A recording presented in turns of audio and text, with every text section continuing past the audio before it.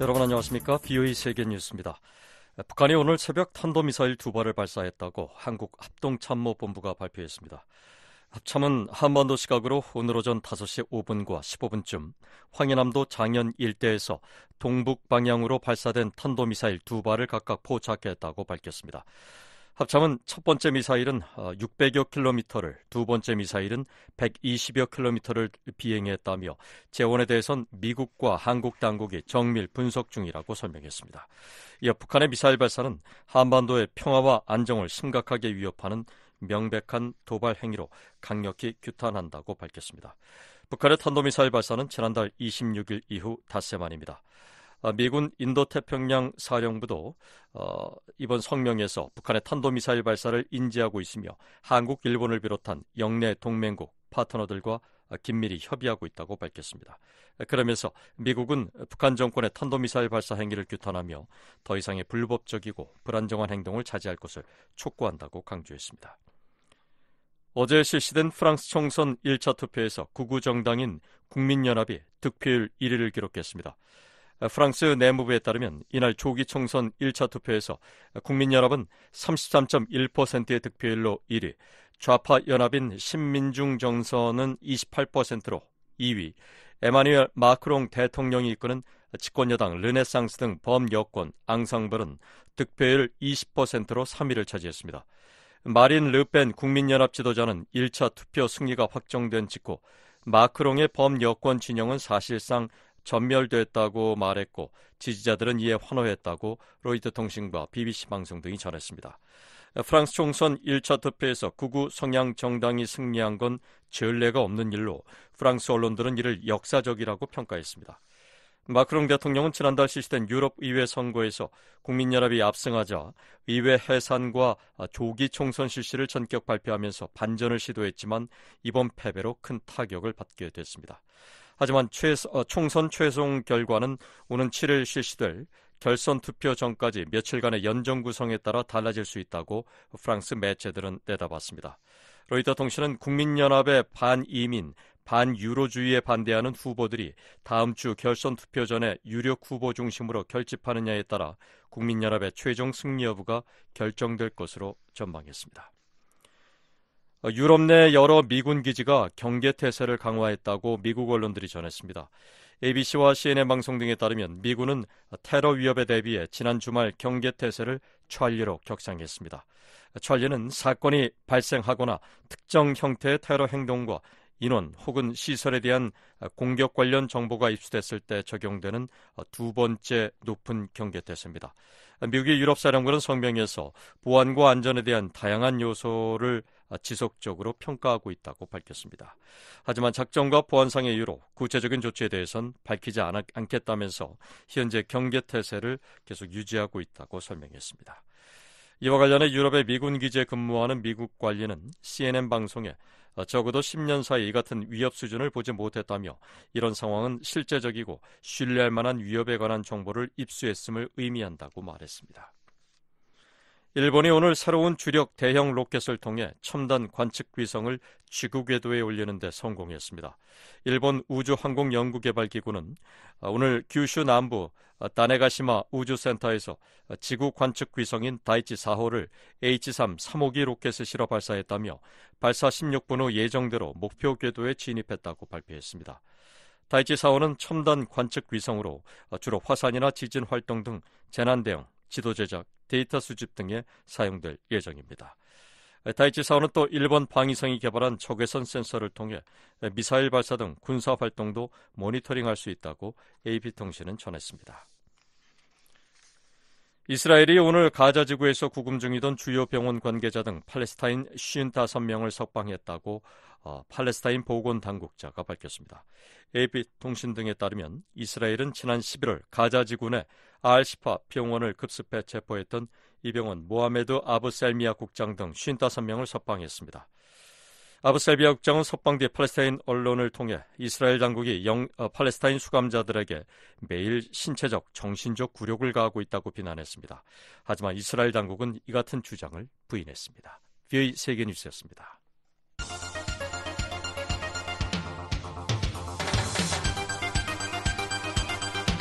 VOA News Today. 여러분 안녕하십니까? 2024년 7월 1일 월요일 VOA 뉴스 투데이 2부 시작하겠습니다. 진행의 김영교입니다. 이 시간에 보내드릴 주요 소식입니다.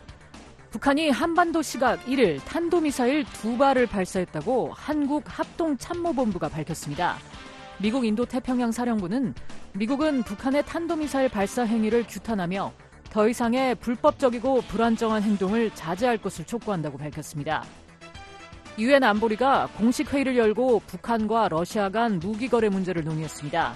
미국은 북러 협력이 국제 평화와 안보에 대한 위협이라며 주요 국가들이 영향력을 사용할 것을 촉구했습니다.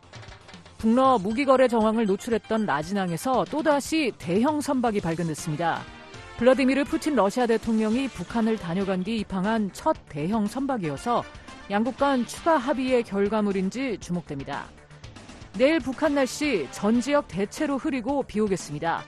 최저기온은 9도에서 23도, 최고기온 19도에서 29도입니다.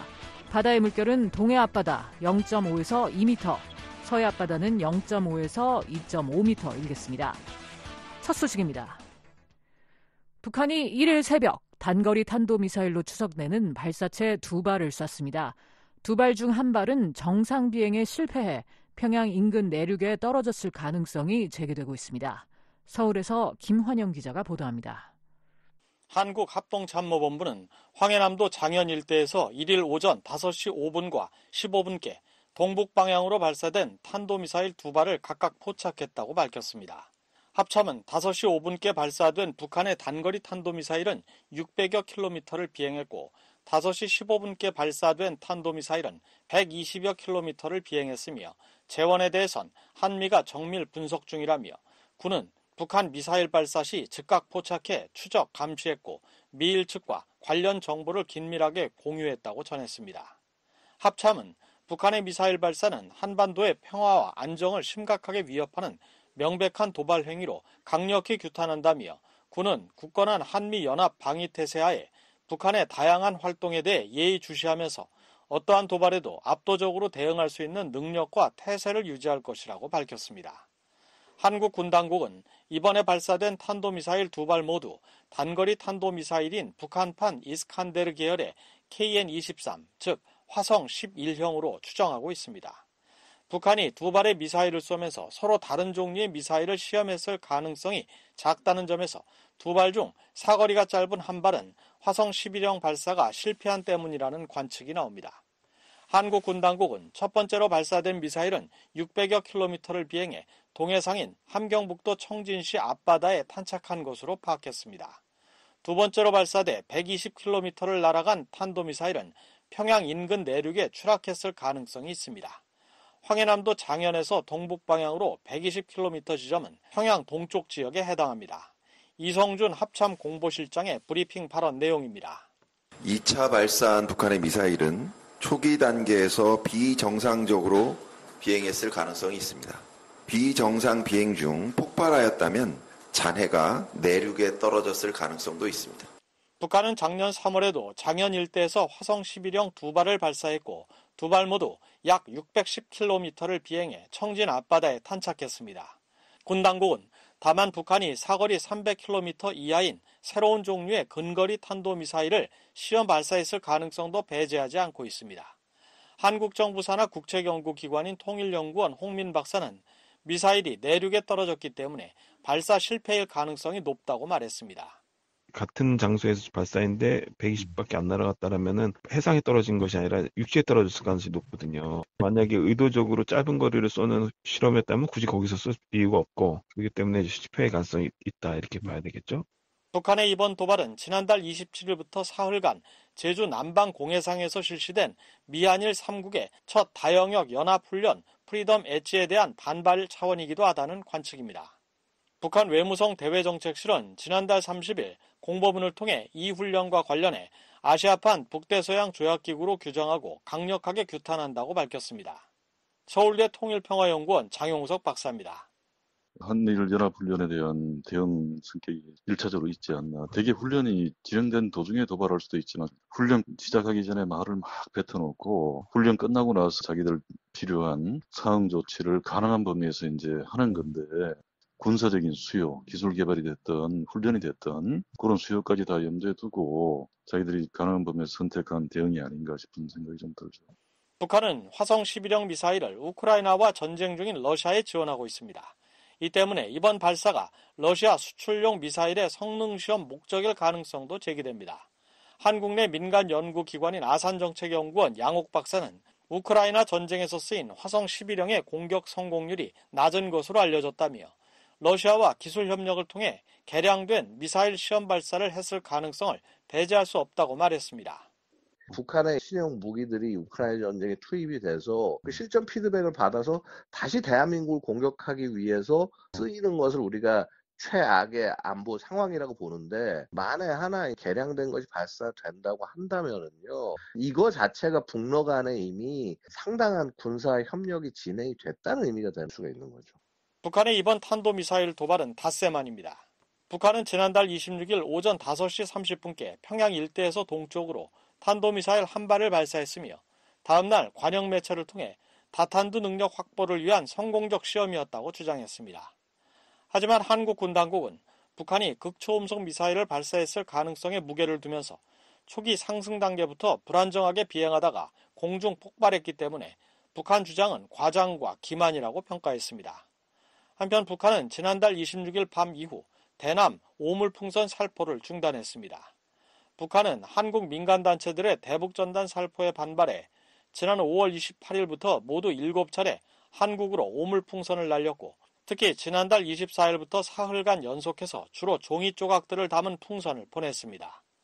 한국 군 당국은 북한의 오물풍선 살포가 이어지던 지난달 9일 접경 지역에서 심리전 수단인 대북 확성기를 일시 가동했다가 이후 중단했지만 지난달 27일 북한의 풍선 살포가 지속되면 확성기 방송을 재개하겠다고 경고했습니다. 민간 연구기관인 한국국가전략연구원 문성목 통일전략센터장입니다. 북한도 대한민국 군이 확성기를 재가동하는 것에 대해서 매우 부담을 느끼고 있고, 그리고 어쨌든 한국의 대응을 염두에 두면서 도발의 수위를 조절하고 있다는 생각도 듭니다. 장용석 박사는 북한이 오물풍선을 보내지 않는 것은 장마철에 접어든 때문일 수 있다며 민간단체의 대북전단 살포에 대한 한국 내 비판 여론을 한층 고조시키려는 추가 도발 가능성은 여전히 남아있다고 말했습니다. 서울에서 VOA 뉴스 김환용입니다.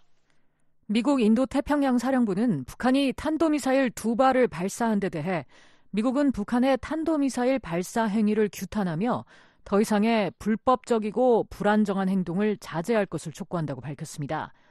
인태사령부는 30일 발표한 성명을 통해 우리는 북한의 탄도미사일 발사를 인지하고 있으며 한국, 일본을 비롯한 기타 영내 동맹국 및 파트너들과 긴밀히 협의하고 있다면서 이같이 전했습니다.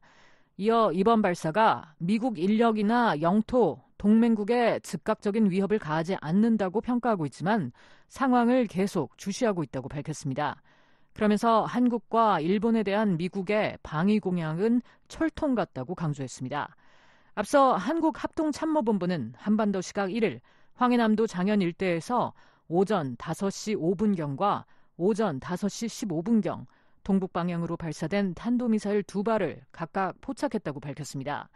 이어 오전 5시 5분경에 발사된 단거리 탄도미사일은 600여 킬로미터를, 오전 5시 15분경 발사된 탄도미사일은 120여 킬로미터를 비행했다며 재원에 대해선 한국과 미국이 정밀 분석 중에 있다고 덧붙였습니다.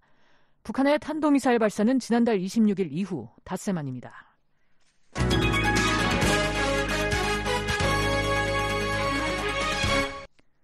유럽연합과 독일, 타이완이 최근 북한의 탄도미사일 발사를 강력히 규탄했습니다. 북한의 도발을 중단하고 국제적 의무를 준수할 것을 촉구했습니다. 이종훈 기자입니다. 유럽연합은 28일 6월 26일 북한의 탄도미사일 발사 시도를 강력히 규탄한다고 밝혔습니다. 피터 스타노 EU 대변인은 이날 VOA의 관련 논평 요청에 이같이 밝히고 이번 발사는 영내 및 국제 평화와 안보에 대한 위협이며 또 다른 명백한 유엔 안보리 결의 위반이라고 지적했습니다.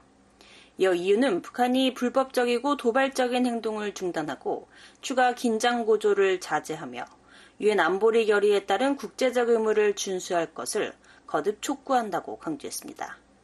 그러면서 한반도의 지속 가능한 평화와 안보를 위한 유일한 길은 북한이 관련 당사국들의 대화 제의를 받아들이는 것이라며 이유는 의미 있는 외교적 프로세스를 지원할 준비가 돼 있다고 스타노 EU 대변인은 밝혔습니다. 독일도 북한의 추가 미사일 발사를 멈추고 비핵화 조치에 나서라고 촉구했습니다. 독일 외무부는 이날 성명을 내고 이틀 전 북한의 불법적인 탄도미사일 시험을 가능한 가장 강력한 용어로 규탄한다며 단거리 및 중거리 미사일 개발과 시험은 모두 관련 유엔 안보리 결의 위반이며 한반도 및 영내 안보에 대한 노골적인 위협이라고 지적했습니다. 그러면서 우리는 북한이 추가 미사일 발사를 자제하고 국제법에 따른 의무를 준수할 것을 촉구한다며 북한은 대량 살상 무기와 탄도미사일 개발 프로그램을 완전하고 검증 가능하며 불가역적으로 중단해야 할 의무가 있다고 강조했습니다. 러시아에 대한 북한의 무기 제공도 중단하라면서 북러 협력 심화 움직임에도 강한 우려를 표했습니다. 독일 외무부는 우리는 또 북한이 러시아에 대한 불법 무기 공급을 중단할 것을 촉구한다며 이런 무기 공급과 우크라이나에서 러시아의 북한 미사일 사용은 관련 유엔 안보리 결의 위반이자 유럽 안보에 대한 직접적인 위협이라고 지적했습니다. 또한 우리는 북한과 러시아가 군사, 경제, 과학 협력을 강화하기로 합의한 것에 대해 매우 우려하고 있다며 이는 러시아의 우크라이나 침략 전쟁이 야기하는 안보 위협이 국제적 차원이라는 점을 부각시킨다고 밝혔습니다. 이어 이와 관련해 우리는 북한의 탄도미사일 및 대량 살상 무기 개발 프로그램을 지원하는 것은 관련 유엔 안보리 결의에 따라 금지되어 있다는 점을 지적한다고 덧붙였습니다. 타이완도 북한의 계속되는 미사일 발사를 규탄하며 권위주의에 맞선 우방국과의 협력 의지를 재확인했습니다. 타이완 외교부는 27일 발표한 성명에서 북한의 이번 미사일 발사로 영내 긴장이 다시 한번 고조되고 있다며 영내 평화와 안정을 훼손하는 북한의 무모한 미사일 시험 발사를 강력히 규탄한다고 밝혔습니다. 그러면서 우리는 북한의 여러 도발 행위를 면밀히 주시하며 뜻을 같이 하는 국가들과 협력해 권위주의의 확장을 억제하고 규칙에 기반을 둔 국제 질서와 인도태평양 지역의 자유롭고 개방적이며 안정적 번영을 유지할 것이라고 강조했습니다. 앞서 북한 대외관영 조선중앙통신은 27일 미사일 총국이 26일 미사일 기술력 고도화 목표 달성에서 중대한 의미를 가지는 개별기동 전투부 분리와 유도 조종 시험을 성공적으로 진행했다고 밝혔습니다. 북한이 말하는 개별기동 전투부는 다탄두 각계 목표 재도입체를 의미합니다. 한국 군 당국은 북한의 이 같은 주장에 허점이 많다고 반박했습니다. 이성준 합동참모본부 공보실장은 27일 정례 브리핑에서 기만과 과장을 위한 수단에 불과하다고 생각한다며 해당 미사일이 다탄두 분리에 성공한 게 아니라 발사 초기 단계에서 폭발했다는 분석 결과를 밝혔습니다. 전문가들은 북한이 밝힌 170에서 200km 반경은 대기권 밖까지 상승했다가 개별 탄두를 분리하는 제대로 된 다탄두 각계 목표 재도입체 기술을 실험하기에 너무 짧다고 보고 있습니다.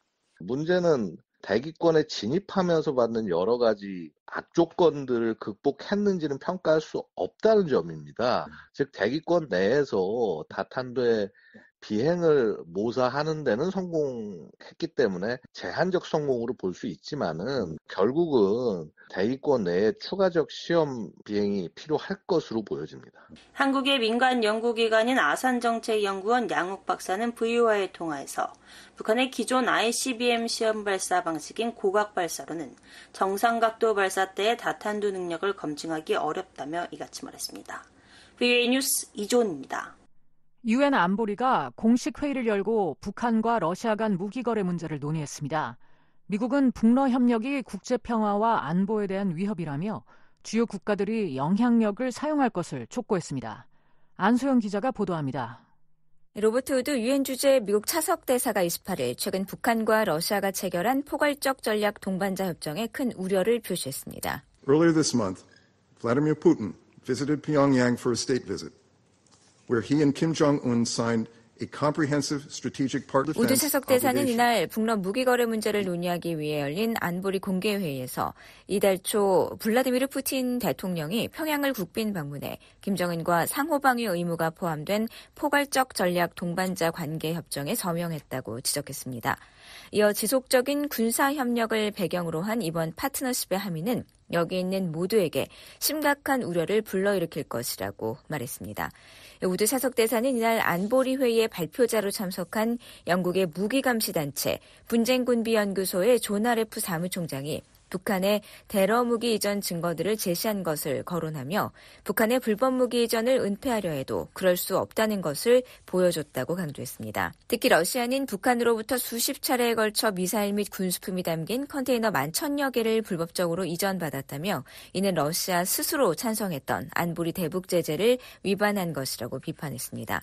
그러면서 북러 간 이 같은 유형의 협력은 국제 평화와 안보에 대한 점증하는 위협이라며 북러 간 일어나는 일은 유엔 안보리뿐 아니라 다른 회원국에도 큰 우려사안인 만큼 영향력이 있는 국가들은 그 영향력을 사용해야 한다고 강조했습니다. This type of cooperation between particularly DPRK and Russia is a growing threat to international peace and security. And those countries with influence need to use that influence. 우드 대사는 또 5개 상임이사국 중 하나인 중국을 향해 러시아의 불법 행위를 묵인하는 것은 북한의 추가 도발 행위를 부추기는 것이라는 점도 지적했습니다. 아울러 북한의 지난 6월 26일 탄도미사일 발사를 가장 강력한 용어로 규탄한다고 밝히고 이는 북한의 미사일 실험을 금지하는 오랜 안보리 결의를 위반하는 것이라고 비판했습니다. 이날 안보리 의장국을 수임한 한국을 대표해 발언한 황준국 대사도 무기거래 사실을 부인하는 북한과 러시아에 대한 비판에 동참했습니다. Given the aforementioned evidence, I wonder how much more proof is needed to verify that the munitions are from the DPRK. 황 대사는 앞서 언급한 증거로 볼 때 해당 군수품이 북한산이라는 것을 확인하기 위해 얼마나 더 많은 증거가 필요한지 궁금하다고 지적했습니다. 이어 거짓과 폄훼로 진실을 은폐하거나 심지어 회피할 수는 있지만 손바닥으로 하늘을 가릴 수는 없다고 말했습니다. 그러면서 전문가 패널의 유감스러운 해산에도 불구하고 안보리는 북한의 제재 위반과 회피를 계속 포착해야 한다고 강조했습니다. 황 대사는 오늘 공개 회의는 이 같은 소중한 정보를 적시에 제공할 수 있는 대안을 제시할 것이라면서 오늘 회의는 그 시작에 불과하다고 강조했습니다. 특히 석유와 석탄의 불법적인 선박간 이전과 사치품, 불법 사이버 활동, 해외 북한 노동자, 추가적인 무기 거래까지 여러 목록이 있다고 설명하고 우리는 목록별로 1년의 브리핑을 가질 것이라고 말했습니다. 일본의 야마자키 키즈유키 주 유엔 대사도 이날 회의에서 일본은 북러 간 무기 거래를 가장 강력한 용어로 규탄한다며 북러 간 무기 이전은 유엔 결의에 대한 명백한 위반이라고 말했습니다. 그러면서 1718위원회가 여전히 존재했다면 보고서에는 러시아의 제재 위반에 대한 추가 조사 내용이 분명히 포함됐을 것이라고 지적했습니다. 한편 이날 회의에서 러시아는 북러 무기 거래는 사실이 아니다라며 부인했습니다. 바실리 네벤자 주 유엔 러시아 대사는 오늘 회의를 소집한 국가들의 목적과 목표는 매우 분명하다며 이는 유엔 안보리라는 장을 이용해 반러시아, 반북 논리를 부추기고 근거 없는 비난을 퍼뜨려 확전을 조장하는 파괴적인 자신들의 행동으로부터 관심을 돌리려는 시도라고 주장했습니다. The purpose of the group of countries, their objective, those who convened today's meeting is exceedingly clear. 영상 유엔 주재 중국 부대사는 북러 협력에 대한 직접적인 언급은 상간채 역사와 과거 관행을 볼 때 한반도 문제는 유연성을 발휘하고 모든 당사자의 우려를 고려할 때 진전될 수 있다는 점을 보여줬다는 기잔 입장을 되풀이했습니다. 이날 회의에 초청된 북한의 김성 유엔 주재 대사는 북러 무기 거래를 주제로 안보리 공개 회의가 개최된 데 대해 결코 용납돼서는 안 되는 이중잣대의 전형적인 사례라고 주장했습니다. Faced argument is a typical example of double standard, which should never be tolerated. The arms supply to Japan and ROK is a crime, 이어 미국과 한국, 일본의 군사 협력을 거론하며 이를 범죄라고 주장하고 우리는 러시아를 포함한 독립 주권 국가들과의 우호 협력 관계를 계속 강화하고 발전시켜 나갈 것이라고 말했습니다.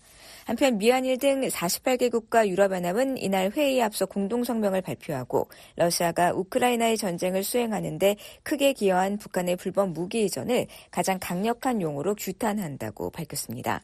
성명을 대표로 낭독한 우드 차석 대사는 지난주 러시아와 북러 정상이 포괄적 전략 동반자 협정에 서명하고 군사협력을 더 강화할 수 있는 길을 열었다며 우리는 이 같은 협력의 진전이 유럽과 한반도, 인도태평양 영내 및 전 세계에 미칠 안보적 영향에 대해 깊이 우려한다고 말했습니다. VOA 뉴스 안소영입니다. 북한과 러시아 간 포괄적 전략 동반자 관계조약 체결로 러시아 군사기술이 북한으로 이전될 것으로 예상한다고 유엔 주재 미국 차석 대사가 말했습니다. 또 북러 군사협력 심화로 영내 긴장이 고조되고 있다며 각국이 안보 강화에 나설 것으로 전망했습니다. VOA 뉴스센터가 뉴욕에서 우드 차석 대사를 인터뷰했습니다.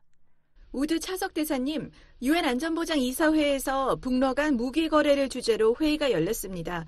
영국 분쟁군비연구소의 조나 레프 사무총장은 회의에서 우크라이나 전쟁 지역에서 북한이 제조한 재래식 무기들이 발견됐으며 특히 지난 1월에 하르키우를 폭격한 북한산 탄도미사일에서 미국과 유럽 국가들의 부품이 들어있었다고 말했는데요. 어떤 우려를 가지고 계십니까?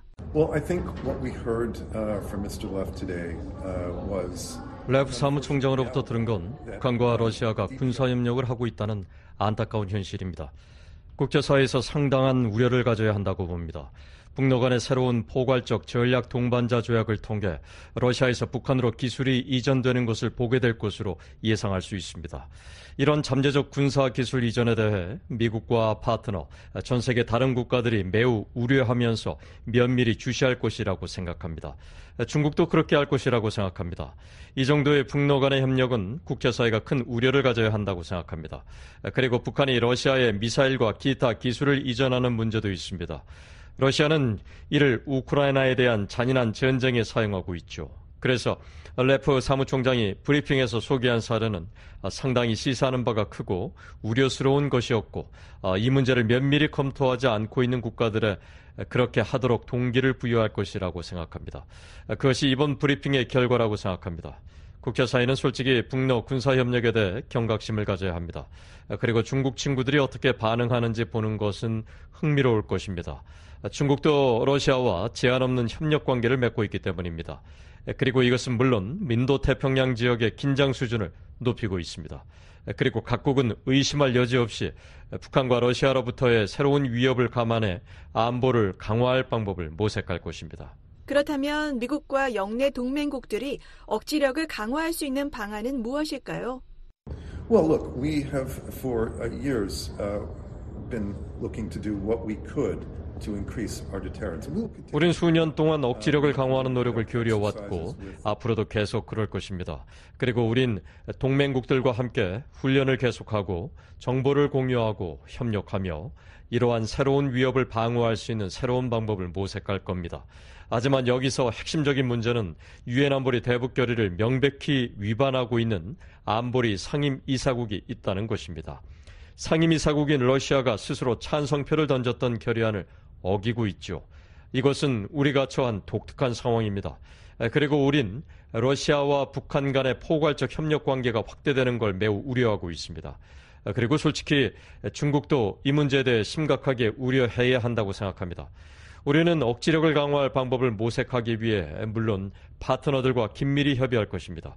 우리는 안보를 개선하는 억지력 강화 조치 없이 북한과 러시아가 이러한 유형의 협력을 계속하는 것을 허용하진 않을 것입니다. 우드 차석 대사님, 러시아의 거부권 행사로 유엔 안보리 대북제재위원회 전문가 패널이 해체됐는데요. 이를 대체할 새로운 기구를 구성하는 데 진전이 있습니까? We're looking at various options to do that because we think the reporting aspect that the panel of experts provide. 다양한 방안을 검토하고 있습니다. 전문가 패널이 제공하던 보고 기능은 사라졌지만 필요한 보고는 계속 위원회에 제공해야 하기 때문입니다. 우리가 조나 레프 사무총장으로부터 들은 것과 같은 보고서가 그 예라고 생각합니다. 이것은 중요한 정보입니다. 국제사회는 북한이 기술, 무기 이전과 관련해 무엇을 하고 있는지 들어야 합니다. 그의 보고서와 우리가 갖고 있는 다른 보고서들은 유엔 안보리 결의의 명백한 위반에 초점을 맞추고 있습니다. 우린 분명히 북러 협력 심화에 대해 매우 우려하고 있습니다. 유엔 안보리 상임이사국이 국제평화와 안보를 훼손하기 위해 불량 국가와 협력하는 건 새로운 영역입니다. 질문에 답하자면 우린 여러 가지 선택지를 검토하고 있습니다. 그리고 위원회가 업무를 수행하는 데 필요한 객관적인 정보를 제공할 수 있도록 몇 가지 작업을 진행할 것입니다. 우드 차석 대사님, 북한은 최근 다탄두 미사일을 시험했다고 주장했습니다. 제재가 실패하고 있다고 봐야 할까요? Well, if sanctions are failing, it's because they're not being enforced and basically certain countries are abetting sanctions. 제재가 실패하고 있다면 그것은 제재가 이행되지 않고 있기 때문이고 기본적으로 특정 국가들이 제재 회피를 돕고 있기 때문입니다. 북한이 다탄두 각계 목표 재도립체 MIRV를 시험한다는 보도가 나왔습니다. 현재로선 미사일에 여러 개의 탄두를 탑재할 수 있는 능력을 갖추지 못했습니다. 하지만 다시 한번 신중하게 살펴봐야 합니다. 그리고 그들이 어떤 식으로든 MIRV 기술을 연구하고 있다는 건 우려스러운 일입니다. 그리고 그들은 극초음속 미사일 사용을 검토하고 있습니다. 이것은 우리와 우방 동맹국들의 큰 우려사항이며 나머지 국제사회도 우려해야 합니다. 다시 말하지만 북한과 러시아 간의 이러한 모든 활동, 그리고 북한의 핵과 탄도미사일 관련 활동은 명백한 안보리 결의 위반입니다. 여기서 다시 한번 강조하고 싶은 중요한 점은 지금 우리가 보고 있는 건 한 상임이사국이 자신이 찬성표를 던진 안보리 결의를 명백히 공개적으로 위반하고 있다는 점입니다. 정말 문제가 있습니다. 지금까지 로버트 유엔 주재 미국 차석 대사로부터 북러 군사협력 확대에 따른 여파와 미국의 우려사안, 안보리 차원의 대응에 대해 들어봤습니다. 북러 무기거래 정황을 노출했던 라진항에서 또다시 대형 선박이 발견됐습니다. 블라디미르 푸틴 러시아 대통령이 북한을 다녀간 뒤 입항한 첫 대형 선박이어서 양국 간 추가 합의의 결과물인지 주목됩니다. 함지아 기자가 보도합니다. 북러 무기거래 현장으로 알려진 라진항에서 길이 115m 선박이 포착됐습니다. 플래닛랩스의 29일자 위성사진에는 북한 전용으로 알려진 부두에 대형 선박이 선체를 밀착시킨 장면이 담겼습니다. 선박 바로 앞에는 컨테이너로 추정되는 물체가 145m가량 줄지어 있어 선적 작업을 예고하고 있습니다. 앞서 백악관은 지난해 10월 북한이 러시아에 컨테이너 1000개가 넘는 분량의 군사장비와 탄약을 제공했다며 라진항에 약 6m 표준 규격의 해상운송 컨테이너 300여 개가 적재된 장면을 찍은 위성사진 자료를 공개했습니다. 이후 BOE는 지난해 8월 26일 이곳에서 대형 선박이 포착된 이후 2023년 말까지 이 일대를 출입한 선박을 26척으로 추산했으며 올해 1월과 2월에도 약 사흘에 한 척꼴로 선박의 입출항을 확인한 바 있습니다. 하지만 지난 3월 이후 이곳엔 한 달에 약 한두 척의 선박이 입항하는 등 전체적으로 둔화 추세를 보였습니다. 실제로 라진항에서 가장 최근 대형 선박의 컨테이너 선적이 눈에 띈 건 거의 2주 전인 지난 18일입니다. 위성사진만으론 컨테이너 내용물이나 북러 간 무기거래 지속 여부를 확인할 수 없습니다. 그러나 백악관이 공개적으로 지목한 무기거래 현장에 또다시 대형 선박이 출현한 건 의심을 살 만한 움직임입니다. 아울러 지난 19일 북한과 러시아가 정상회담을 통해 군사협력 강화를 합의한 이후 최초로 이뤄진 대형 선박의 입항이란 점에서 그냥 지나치기 어렵습니다. 미국의 전문가들은 러시아에 대한 북한의 무기 지원이 러시아 기술의 이전으로 이어져 북한 핵무기를 급속도로 고도화시킬 수 있다고 우려합니다. 한미연합사 작전참모를 역임한 데이비드 맥스웰 아태전략센터 부대표는 지난 19일 BOE에 최근 북러가 맺은 포괄적 전략 동반자 협정이 러시아와 북한 사이에 더 많은 상호 지원을 가능케 하고 러시아의 선진 기술을 받아들이는 방식으로 북한의 ICBM과 핵 역량 등을 발전시킬 수 있다고 말했습니다. I think that the agreement is going to end up with more mutual support between Russia and North Korea. 또 데니스 와일더 전 백악관 국가안보회의 NSC 아시아 담당 선임 보좌관은 북한과 관련해 염려되는 부분은 이번 조약이 그들을 더 대담하게 만들 수 있다는 점이라고 지적했었습니다. 이날 발견된 컨테이너에 무기가 담겼다면 이는 안보리 대북결의 위반입니다. 유엔 안보리는 결의 1718호 등 다수의 대북결의를 통해 북한의 무기 수출을 금지하고 있습니다. 라진항을 통한 북러 무기 거래 의혹이 거세지고 있지만 두 나라는 이를 강하게 부인하고 있습니다. 김남혁 유엔 주재 북한 대표부 3등 서기관은 지난 2월 유엔 총회 회의에서 우리는 러시아와 무기 거래를 한 적이 없으며 앞으로도 그럴 계획이 없다고 말했습니다. We have never had arms dealings with the Russian Federation and that we have no plan to do so in the future either. We strongly denounce. 그러면서 무기 거래설은 북한에 대한 음해며 불법적인 대북 제재 결의안을 발동해 국제 무대에서 북한의 이미지를 훼손하려는 적대 세력을 강력히 규탄한다고 강변했습니다. 드미트리 페스코프 크렘린궁 대변인도 지난해 10월 북러 무기 거래 의혹과 관련해 원칙적으로 모두 근거가 없고 구체적인 내용이 없다고 주장한 바 있습니다.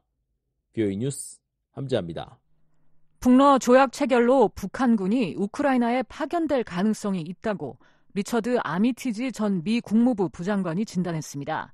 아미티지 전 부장관은 28일 VOA와의 화상 인터뷰에서 이같이 밝히면서 이는 피비린내 나는 실험이 될 것이라고 경고했습니다. 또 한국의 핵무장은 미국과의 동맹을 불신한다는 신호를 보내게 될 것이라고 말했습니다. 조지 W. 부시 행정부 시절인 2001년 3월부터 2005년 2월까지 국무부 부장관으로 활동했던 아미티지 전 부장관을 인터뷰했습니다. 최근 블라디미르 푸틴 러시아 대통령과 김정은 북한 국무위원장이 포괄적인 전략적 동반자 관계에 관한 조약을 체결했습니다. 얼마나 심각하게 받아들이십니까? To be a continuation of what Russia, North Korea have been doing all along. 북한과 러시아가 그동안 해온 일들의 연장선으로 보입니다. 러시아에서 북한으로 첨단 기술의 이전이 좀 더 있을 수는 있습니다. 새로운 발전이긴 하지만 한반도의 상황을 극적으로 변화시키지는 않는다고 생각합니다. 이 조약에 따르면 러시아와 북한은 무력 침공을 받아 전쟁 상태에 처하게 되는 경우 지체 없이 모든 수단으로 군사적 및 기타 원조를 제공하기로 했습니다. 하지만 유엔 헌장 51조와 북한, 러시아법에 준하여라는 조건이 붙어 있는데요. 1950년 한국 전쟁 때와 같이 북한이 먼저 전쟁을 일으키고도 국내법에 따라 스스로 침략당했다고 주장해 러시아가 전쟁에 참여하는 일이 일어날 수 있을까요? I don't think there's possibility of an immediate escalation. 당장 확전될 가능성은 없다고 생각합니다. 만약 북한이 어떤 식으로든 공격을 한다면 서울에 주둔하고 있는 다수의 미군과 미국 민간인들이 피해를 입는 것은 사실입니다. 그래서 어떤 미국 대통령도 미국 국민들이 피해를 입도록 놔둘 수는 없습니다. 그렇기에 한국과 협의해서 즉각적인 대응이 있을 것이고 또 완전한 대응이 있을 것으로 예상합니다. 정상회담 후 푸틴 대통령은 북한과의 군사기술 협력을 배제하지 않는다고 말했고 북한에 정밀무기를 제공할 가능성도 언급했습니다. 러시아가 북한의 극초음속이나 최신 탄도미사일 혹은 핵무기 관련 기술 등 첨단 무기 기술을 전수할 가능성이 있다고 보십니까? Well, as I say, it's going to be hard to know what really makes a big difference. 북한의 미사일 무기고에 어떤 기술이 더 필요한지 알기는 어려울 것입니다. 그들은 과거 러시아, 이란, 파키스탄, 특히 처음에는 파키스탄의 핵과학자 압둘 카디르 칸의 도움을 받은 후 그들 스스로 꽤 잘해왔습니다.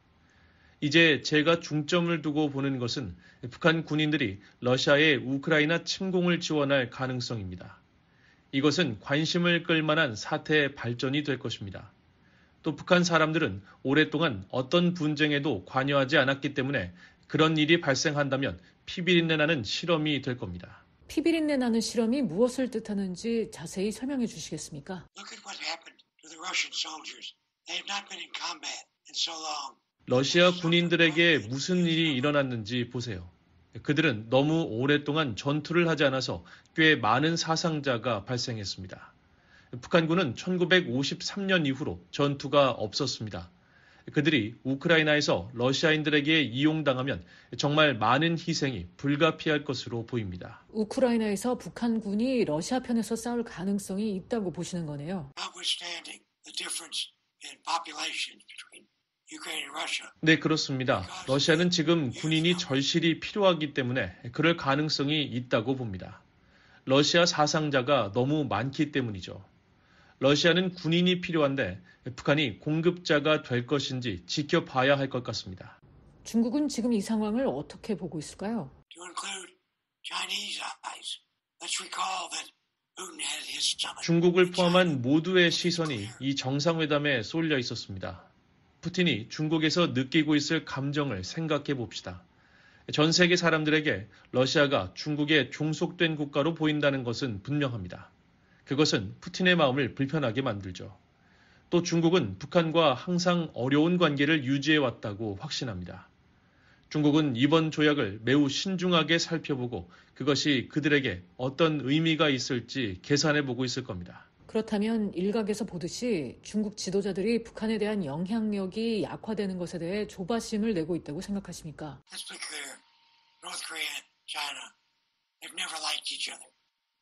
북한과 중국은 단 한 번도 서로를 좋아한 적이 없다는 것은 분명합니다. 두 나라의 관계는 서로에게 편리한 것이었죠.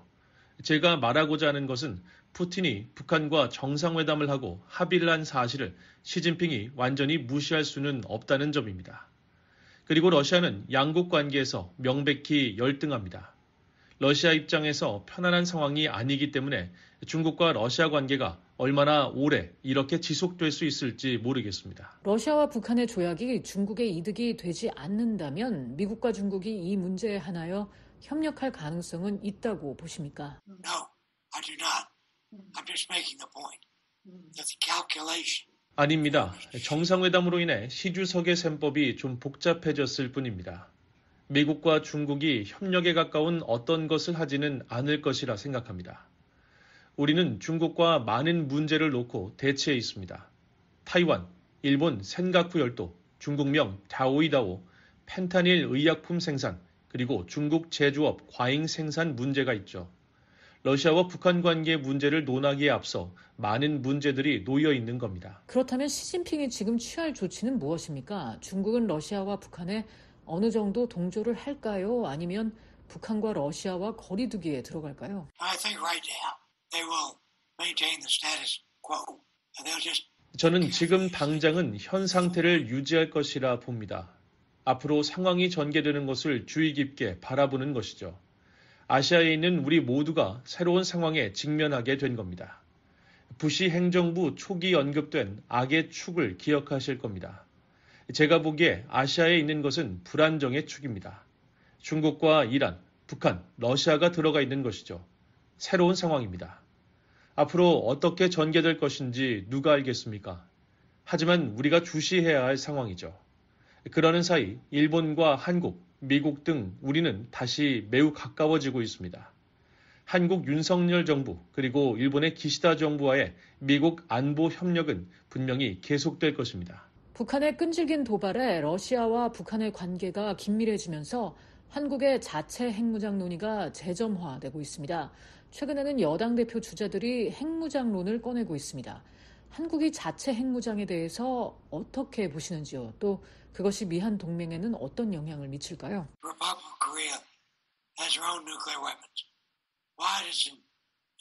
한국 정부는 미국과 논의하면서 우리의 확장 억제에 대해 잘 이해하고 있습니다.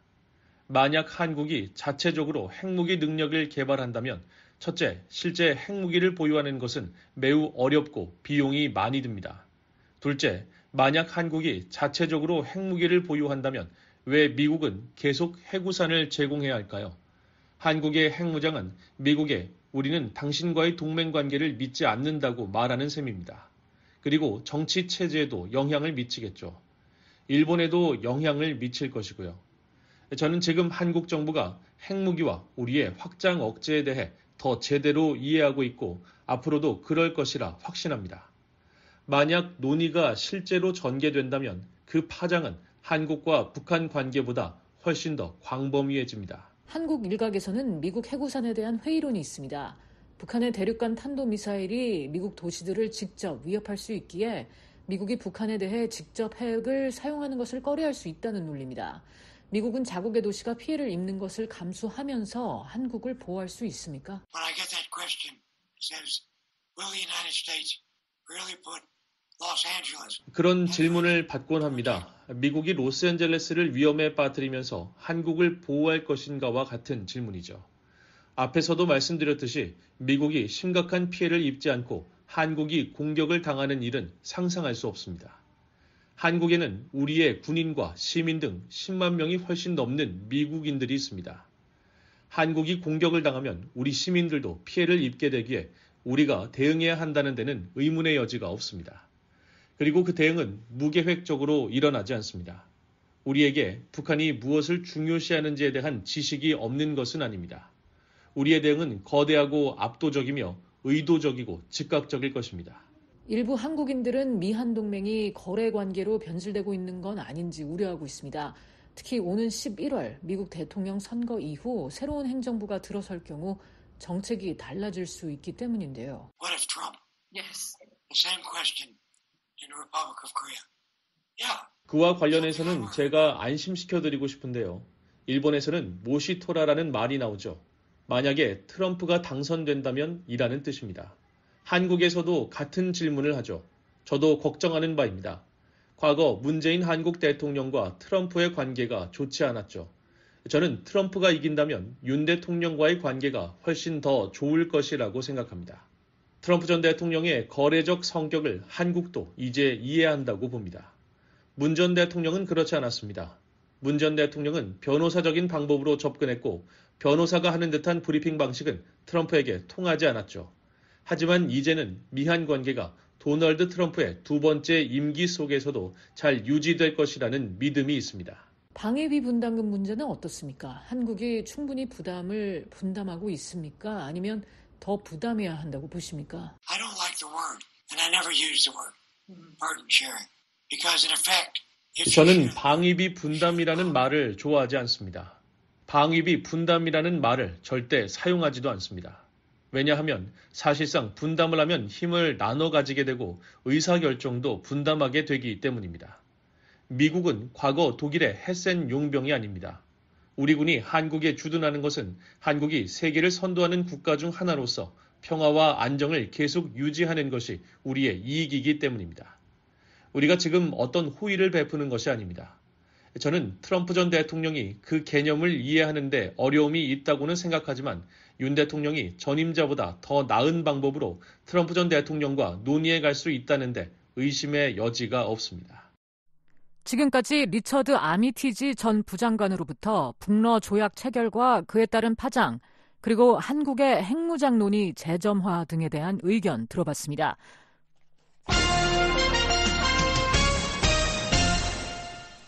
미한일 3국 협력 등 적시의 국제공조가 악성 사이버 활동에 대응하는 데 가장 효과적인 방법이라고 주한 미국 대사가 밝혔습니다.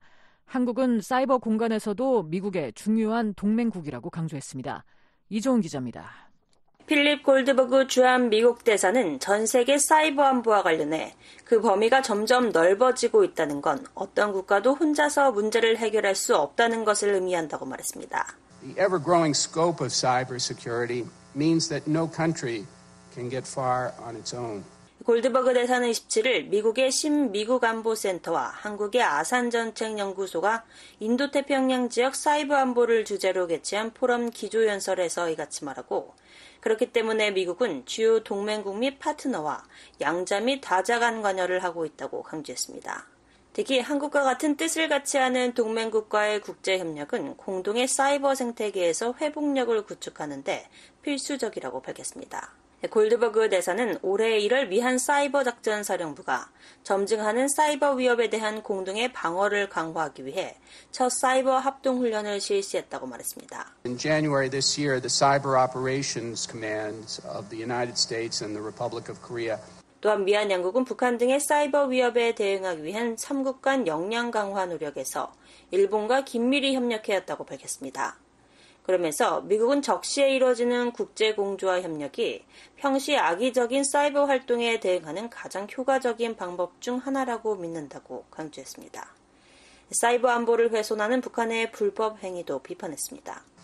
Complicating these efforts are malign actors seeking to exploit vulnerabilities in cyberspace. 골드버그 대사는 이런 사이버 안보 공조 노력을 복잡하게 만드는 건 사이버 공간의 취약점을 악용해 목적을 달성하려는 악의적인 행위자들이라며 랜섬웨어 공격을 통해 사적 이익을 위한 돈을 갈취하려는 범죄자나 불법 핵 프로그램을 발전시키기 위해 사이버 역량을 사용하는 북한과 같은 국가들이라고 지적했습니다. 사이버 안보 공조는 다른 분야에서의 협력을 지원한다는 점도 강조했습니다. 골드버그 대사는 한국은 다른 많은 군사 및 안보 협력 분야와 마찬가지로 사이버 공간에서도 미국의 중요한 동맹국이라고 말했습니다. The Republic of Korea is a vital U.S. ally in cyberspace, as in so many other areas of military and security cooperation. 이어 사이버 안보는 한국은 물론 더 넓은 인도태평양 지역과의 관여에서 미국에 매우 중요하다며 이는 군사, 정보, 비즈니스 전반에 걸친 우리의 협력 관계를 뒷받침한다고 밝혔습니다. 그러면서 이런 파트너십의 강점은 우리가 공유하는 사이버 안보 역량의 강점과 사이버 위협에 대한 시스템의 회복력에 달려있다고 밝혔습니다. 실제로 미국과 한국은 2022년 미한 안보협의 회의에서 합의한 데 따라 지난 1월 한국 사이버작전사령부 훈련장에서 사이버 동맹훈련을 실시했습니다. 이 양국이 사이버 훈련을 공동으로 실시한 건 처음이었습니다. 미한 양국은 지난해 4월 정상 간 채택한 워싱턴 선언을 통해 사이버 안보 협력 프레임워크를 체결하는 등 사이버 영역에서의 공조를 심화하고 있습니다. 더 나아가 미한일 정상은 지난해 8월 캠프 데이빗에서 열린 정상회의에서 북한의 사이버 위협에 대응하기 위한 고위급 사이버 협의체 신설에 합의하는 등 사이버 분야에서의 3자 공조를 본격화하기로 했습니다. 이에 따라 올해 초 북한 사이버 위협에 대응하기 위한 미한일 외교당국 간 실무그룹 회의가 2차례 개최되는 등 3국 사이버 안보 역량을 강화하기 위한 구체적 방안을 모색하고 있습니다. VOA 뉴스 이존입니다. 북한이 미국의 인신매매 보고서를 비판한 데 대해 국무부는 북한 당국이 선전 목적으로 계속 거짓을 퍼뜨리고 있다고 비판했습니다. 북한의 주민 착취와 무기 개발이 불가분의 관계라는 점도 강조했습니다. 김영권 기자가 보도합니다. 국무부는 28일 북한 정권이 전날 미국의 인신매매 실태 보고서를 백악관의 정신착란증 진단서라고 비판한 데 대해 북한이 선전 목적으로 계속 거짓을 퍼뜨리고 있다고 비판했습니다. 국무부 대변인은 VOA의 관련 논평 요청에 이같이 밝히고 북한 정권의 인권 침해와 유리는 북한 무기 프로그램들과 불가분의 관계에 있다며 그 프로그램들은 북한 주민에 대한 착취와 학대를 통해 자금을 조달한다고 덧붙였습니다. 특히 북한이 해외 인력 파견은 강제노동과 무관하다고 주장한 데 대해 2024 인신매매 실태 보고서에서 자세히 설명했듯이 기존의 정치적 탄압 체계의 일부인 정치범 수용소와 노동교화소뿐 아니라 성인과 아동에 대한 대량 동원, 북한인 해외 노동자에 대한 강제노동 여건 부과 등에서 인신매매에 대한 정권의 정책 혹은 패턴이 존재했다고 지적했습니다. 그러면서 북한 정권은 수천 명의 북한 주민들을 해외로 수출하고 강제노동에 해당하는 환경에 처하게 하고 있다고 비판했습니다. 북한 관영 조선중앙통신은 지난 27일 조선인권연구협회 연구사 명의로 게재한 인권의 정치화에 중독된 백악관의 정신착란증 진단서란 글에서 미국이 지난 24일 발표한 올해 인신매매 실태 보고서를 강하게 비난했었습니다. 특히 보고서가 이웃나라 사이의 정상적 인원 레왕을 강제노동과 결부시키면서 터무니없는 억측을 늘어놨다며 주권 국가들 간의 친선과 인적 교류가 활발한 건 당연한 순리로 그 무슨 강제노동과는 인연이 없다고 주장했습니다. 러시아에서 파견 노동자로 일했던 한바울 씨 등 미국 내 탈북 난민들은 이에 대해 VOA에 임금 착취 등 강제노동에 해당되지 않는 게 없었다며 북한 당국의 주장을 일축했습니다. 미장하는 거 있잖아요. 이제 밤에 11시, 12시 끝나잖아요. 그러면 이제 밥 대충 해서 술 한 컵 그냥 쫙 마시고 밥 아주 딱 먹고 자고 새벽 다시 일어나면 또 다시부터 그러고 일 또 시작하고 그러니까 쉬는 시간이라는 게 없어요. 정확하게 말하면 인신매매 사람들 데려다 아주 돈은 지들 다 가져가고 사람들은 싸게 어디 빠지지도 못하게 하고 그냥 인신매매 하는 거예요. 그냥 아마 기자들 가서 그 사람들 일하는 거 보면 눈물 흘릴 거예요. 진짜로. 워싱턴 DC의 탐사보도 전문 비영리 매체로 지난해 중국 내 수산물 공장 내 북한 여성 노동자 실태를 조사했던 아울러 오션 프로젝트의 이안 우르비나 디렉터도 앞서 VOA에 노동자들의 근무 환경이 참혹했다고 말했었습니다. Most striking what we found is the treatment of these workers, of these women is pretty horrific. Aside from 우르비나 디렉터는 우리가 발견한 것 중 가장 놀라웠던 건 강제 노동에 주로 동원된 여성들에 대한 대우가 우리가 알고 있던 일반적인 감금과는 별개로 매우 참혹했다는 점이라며 성적 학대 문제도 만연해 있었다고 지적했습니다. BA 뉴스 김영권입니다. 지금까지 VOA 뉴스투데이 2부 들으셨습니다. 잠시 후엔 역사 속 오늘, 세계 뉴스에 이어서 여기는 워싱턴입니다가 방송됩니다. 여러분의 많은 애청 바랍니다.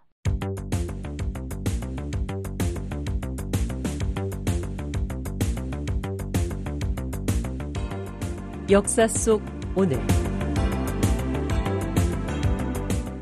1997년 7월 1일 영국의 지배 아래 있던 홍콩이 155년 만에 중국에 반환됩니다. 1842년 아편전쟁에서 패한 중국은 홍콩을 영국에 할양한다는 내용의 난징 조약을 체결했습니다.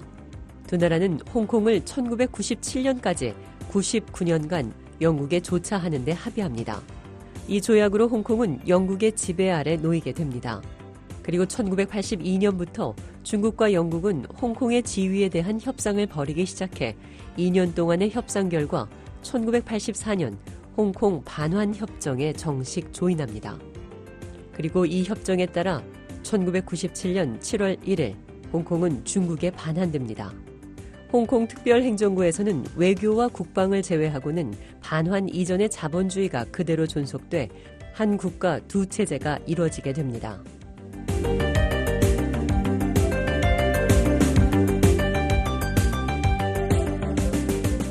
1863년 7월 1일 미국 동부 펜실베니아주에서 게티스버그 전투가 발발합니다. 당시 미국에서는 노예제 철폐 등을 둘러싸고 남부와 북부주 사이에 남북전쟁이 벌어지고 있었습니다. 이때 남부연합군의 로버트 리 장군은 남북전쟁의 종지부를 찍기 위해 북부의 펜실베니아주로 진격했습니다. 당시 남부군이 전쟁에서 우세하긴 했지만 북부군이 인구도 많고 경제력도 뛰어나 전쟁이 길어지면 남부에 불리해질 것이라고 생각했기 때문입니다. 이에 북군 또한 병력을 파견해 게티스버그에서 남부와 북부군 사이에 대혈전이 발발합니다. 그리고 사흘간의 전쟁 끝에 북부군이 승리를 거두게 됩니다. 게티스버그 전투에서의 승리로 북부군은 남북전쟁에서 승리를 할 수 있는 결정적인 계기를 마련하게 됩니다. 게티스버그 전투는 오늘날까지 남북전쟁의 전환점이 된 역사적인 전투로 평가되고 있습니다.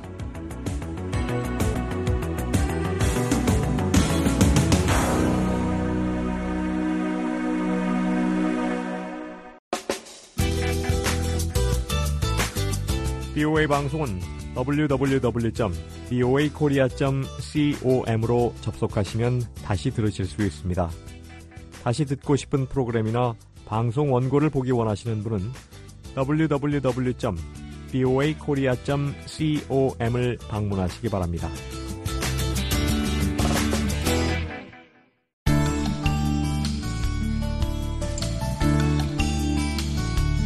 매일 새벽과 아침 그리고 저녁에 방송해드리는 VOA 방송의 주파수 안내입니다.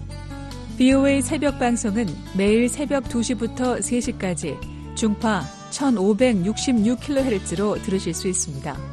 또 VOA 아침 방송은 매일 새벽 4시부터 6시까지 2시간 동안 단파 5875, 7365, 7465kHz로 보내드립니다. 그리고 VOA 저녁 방송은 매일 밤 8시부터 자정까지 4시간 동안 중파 1188kHz로 청취하실 수 있습니다. 밤 9시부터 10시까지 1시간 동안은 단파 9350, 9490, 12080kHz로 밤 10시부터 11시까지 1시간 동안은 단파 9350, 12045, 12080kHz로 또 밤 11시부터 12시까지는 단파 9405, 12045, 12080kHz로 청취 가능합니다. 저희 VOA 방송은 인터넷으로도 들으실 수 있습니다. 모든 프로그램의 다시 듣기와 실시간 청취가 가능한 인터넷 웹사이트 주소는 www.voakorea.com www.voakorea.com입니다. 각종 프로그램의 원고 보기와 다시 듣기가 가능한 VOA 방송 인터넷 웹사이트에 많은 이용 바랍니다. 한반도와 미국 그리고 세계 소식을 더욱 빠르고 생생하게 전해드리는 VOA 방송과 함께하시기 바랍니다.